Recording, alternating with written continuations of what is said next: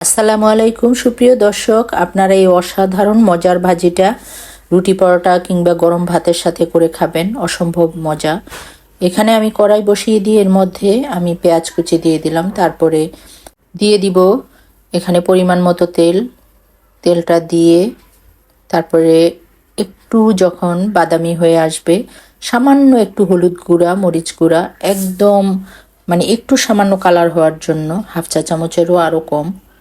তারপরে এখানে আমি পেঁয়াজ কুলি নিয়েছি আর কাঁচামরিচ ফালি করে দিলাম, স্বাদ মতো লবণ দিয়ে নেড়েচেড়ে ঢেকে দিলাম। 1 মিনিট পর আবার ঢাকনা খুলে মিডিয়াম রেখে চুলার আঁচটা আবার নেড়েচেড়ে দিয়ে ঢেকে দিলাম।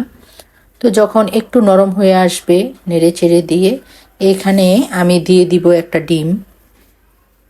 ডিমটা ভেঙে দিয়ে দিব, দিয়ে তারপরে উপর দিক থেকে সামান্য একটু লবণ দিয়ে দিব, দিয়ে আস্তে আস্তে মিশিয়ে নিব।